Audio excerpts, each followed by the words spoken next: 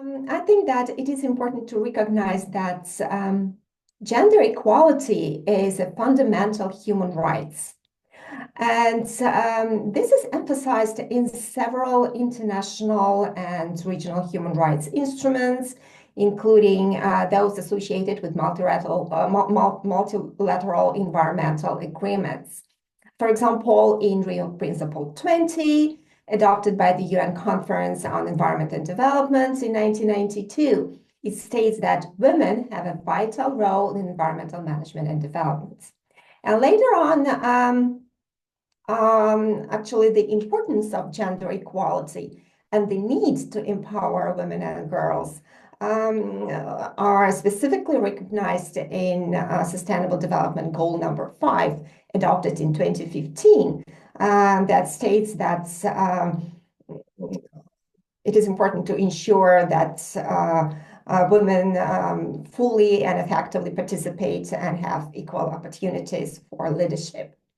So the agreements on chemicals and waste, of course, are no exception, and they play the crucial role in enhancing the participation of both women and men in the management of chemicals and waste. It is essential also to understand that chemical pollution has disproportionately affect women's health. And due to their different susceptibility and likelihood of exposure to various toxic chemicals. And they are exposed to these chemicals at work and at home. So many reports indicate that women encounter over 160 chemicals daily through consumer products such as, for example, cleaning agents, cosmetics, sanitation, and you name it, so many more.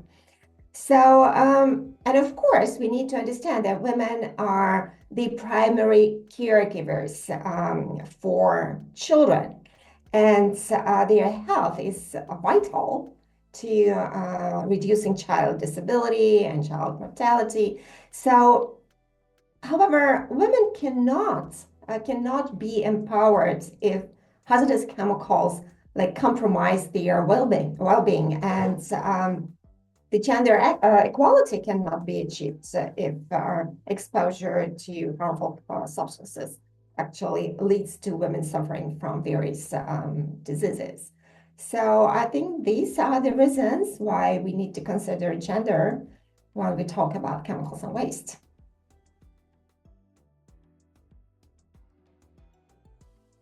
I suggest we start a little bit from what has been achieved by the Basel, Rotterdam, Stockholm Conventions, so-called the BRS Conventions, and the Minamata Convention on Mercury, because they have specifically linked women issues to environmental management in general and chemical safety in particular.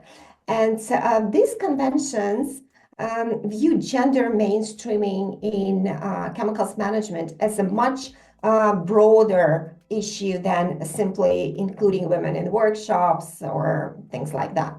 So, for example, back in 2012, a gender task team was established within the Secretariat of the BRS Conventions to develop targets and an approach to gender mainstreaming.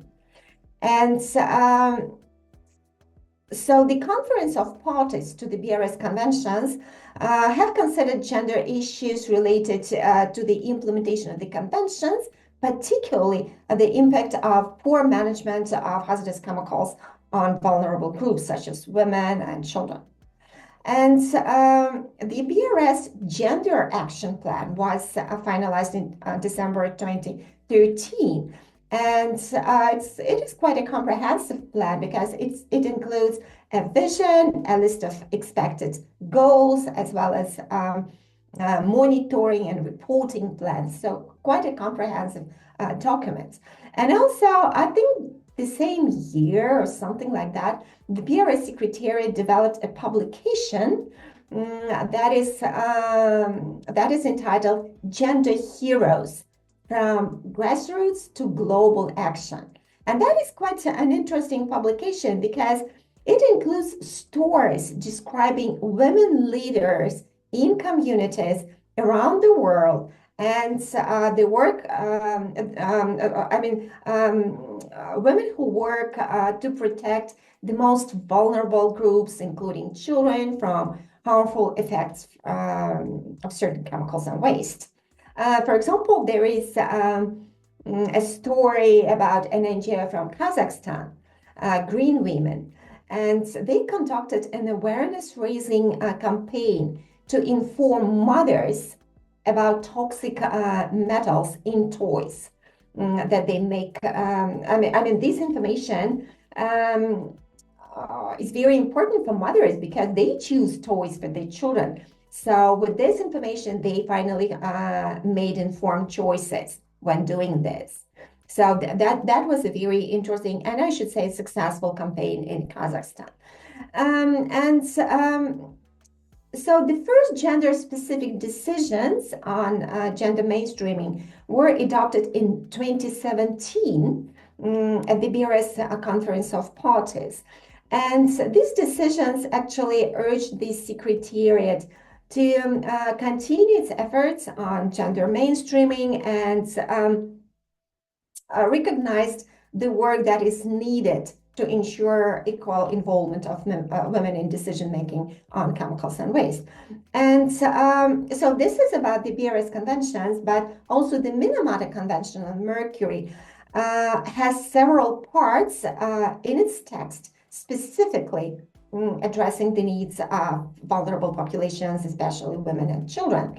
And this convention has a roadmap, a gender roadmap, and the Women's Caucus even. So the work on mercury impact on women's health is very well advanced under this convention. And actually, organizations and groups could become members of this Women's Caucus. And I think that this is very beneficial for them and for their work. Okay, so yeah, and finally, what I think is important to mention is the global framework on chemicals that was adopted like recently, we may say so, like in 2023, right? And together with this global framework on chemicals, the package also includes resolutions. And one of the resolution, number 4, is mainstreaming a gender perspective and promoting gender equality and empowerment of all women and girls in chemicals and waste management.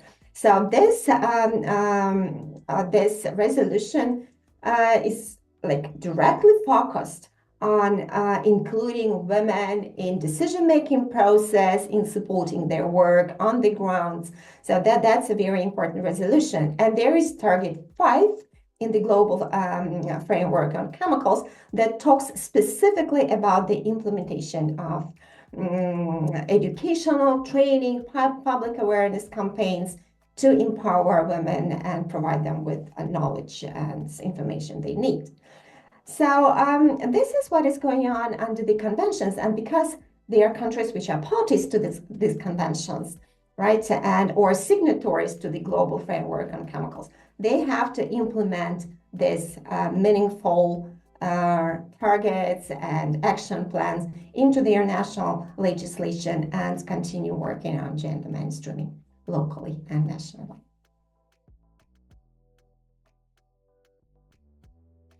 I should say that in recent years, the chemical safety sector has experienced an increase in women's participation. And however, genuine influence remains elusive for many. And we must prioritize structural and cultural shifts to bridge this gap. And first, it is crucial to implement policies that mandate gender diversity in decision-making and ensuring women's voices are heard at the highest level. This is very important. And additionally, cultivating an inclusive culture that values diverse perspectives and promotes open dialogues can empower women to share their insights, their ideas more freely, right? So regular trainings that address unconscious and conscious biases ensure that women's contributions are neither missed nor undervalued, if you may say so. And furthermore, showcasing successful women in the field as role models can inspire and motivate others to strive for their goals. So, the publication that I talked about at the very beginning, it should not be just one. It should be issued on a regular basis, because showcases women's power is very important. It's like others could follow, or at least say, yes, it is possible, so I can do it. And I believe that making these changes, we can transcend token participation and guarantee that women are genuinely influencing the future of chemical safety policies, not just on the paper, but in real life. So actually collecting gender disaggregated data is often recommended to demonstrate the need for policy changes to ensure they include gender-sensitive approaches.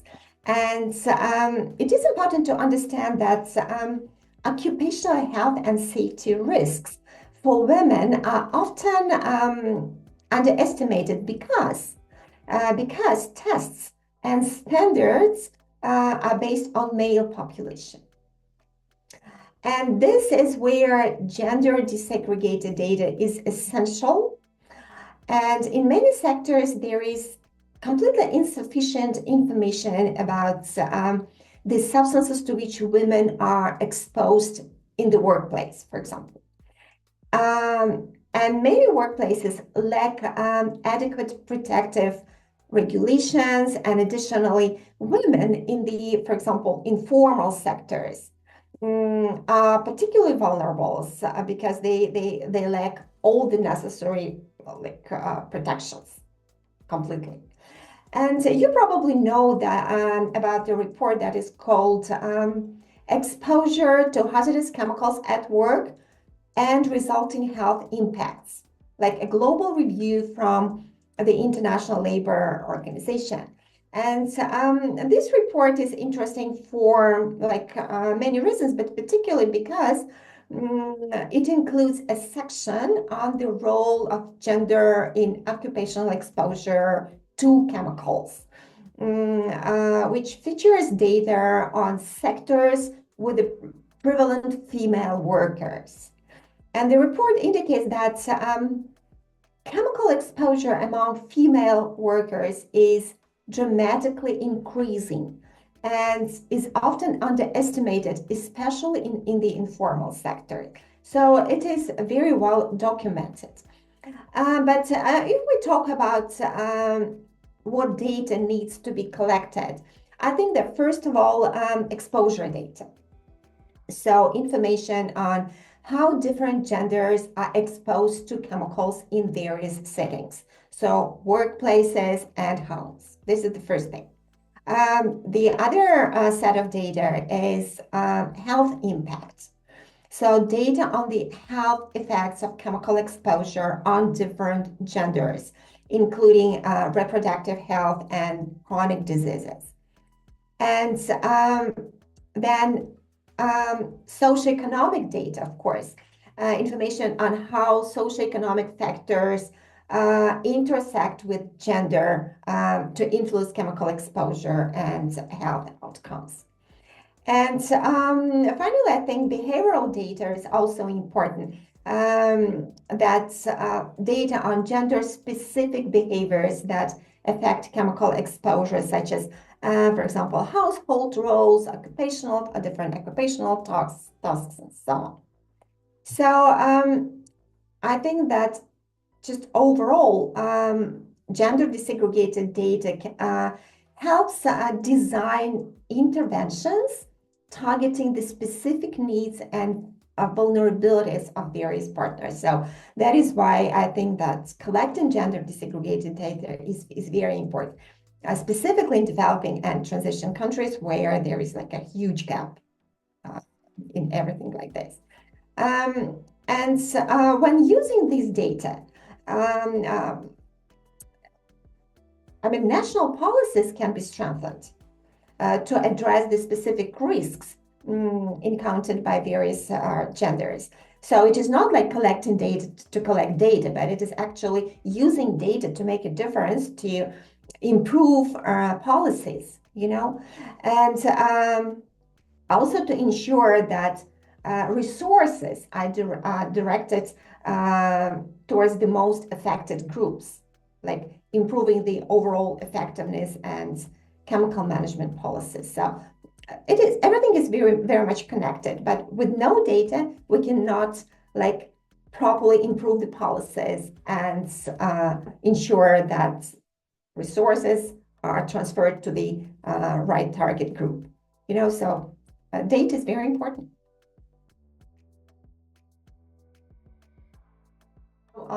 One of successful cases is definitely in Sweden, because Sweden has integrated gender perspectives into their national chemicals policy. But also in Kenya, there are community-based initiatives focused on empowering women in agriculture to manage pesticide use safely. And also in Armenia, for example, there is a non-governmental organization, Armenian Women for Health and Healthy Environments. You probably know them. And they work extensively with women farmers, raising their awareness and understanding of highly hazardous pesticides and their health effects on women and children. So it is not that this aspect is introduced in a national policy, for example, but these community-based initiatives, they are also very, very important and resultive, I should say. But of course, there are sectors where this issue is completely overlooked. And unfortunately, the agricultural sector is one of them, because women working in agriculture can represent the majority of workers involved in pesticide spraying. And also the other overlooked sector is, for example, textile industry, which is dominated by women workers tremendously. In China, for example, 70% of the workers in the textile sector are women. And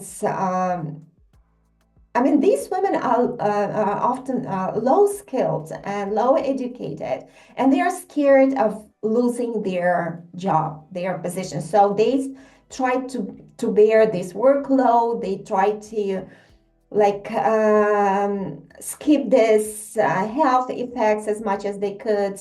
So the situation is really tragic for many of them. And so many women who are exposed to hazardous chemicals, for example, in textile sector, where various chemicals are used at each and every level of the life cycle of textiles, they do not connect the chemical impact and their health condition, because they do not know. They do not know what chemical they are exposed to. They do not know what these chemicals are and what are their health effects. So the situation is really very bad and has to be urgently addressed. So I think that addressing gender-specific impacts in these and other sectors, for example, informal artisanal small-scale gold mining, or beauty salons, right, where often women immigrants work, and often with no rights. And of course, they try to like ignore any health effects they may face during these hours of dealing with like numerous hazardous chemicals, right? So they have to work with. And yeah, so I think that these sectors have to be very much on the agenda of global policy as well as on the at the national level as well.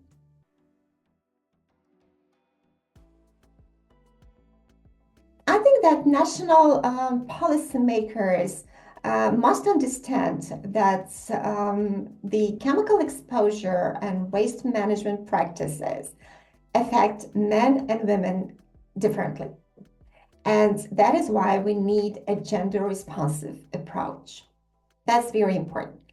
And to ensure gender considerations are prioritized in national policies, policymakers should start by collecting and really using gender disaggregated data. And this data offers insights into how various genders are impacted by chemical exposure, so that targeted interventions are created. And also, women's participation in decision-making process is essential. It is crucial. And by involving women at all levels, from local to national to policy to international, global, policymakers can guarantee that diverse perspectives are taken into account. And offering like gender specific training and capacity building for stakeholders engaged in chemicals management improves the effectiveness of these strategies.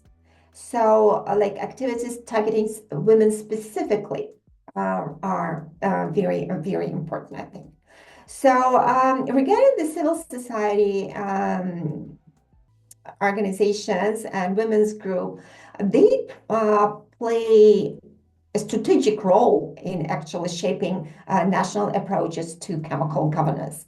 And examples that I gave you, and there are many more, like around the world, when these groups are instrumental in educating women's groups, in educating communities, specifically targeting women as vulnerable populations, and also not only vulnerable, but also groups that are responsible for the future, for the future generations. So they need to know. They need to know what chemicals they are exposed to, what chemicals they deal with, how to avoid hazardous chemicals, how to avoid problematic products that include these chemicals, what they should do at home to protect their children, what they should do to themselves to ensure their health is not jeopardized, their health is not degrading because of these chemicals impact, so that they stay strong, healthy, empowered, and good mothers, good family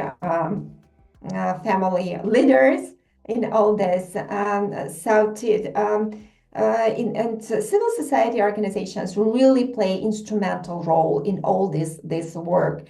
And for example, at the moment, we are conducting a regional project in 5 countries of Eastern Europe, Caucasus, and Central Asia. And this project is focused on the reduction of plastic pollution in these countries. And interviews that our partner organizations in 5 targeted countries took, they were very much focused on what women think about plastic products, or what women think, whether they believe that these products are problematic for them. Why? Do women know that there are hazardous chemicals in these plastic products, that it is better to switch to alternatives? what type of alternatives, like toxic-free alternatives, exist. And this communication with women revealed a lot of interesting data and information, and also highlighted the importance of like working with women groups and women associations, women individuals, and women leaders, to ensure that toxic chemicals have less impact on their health.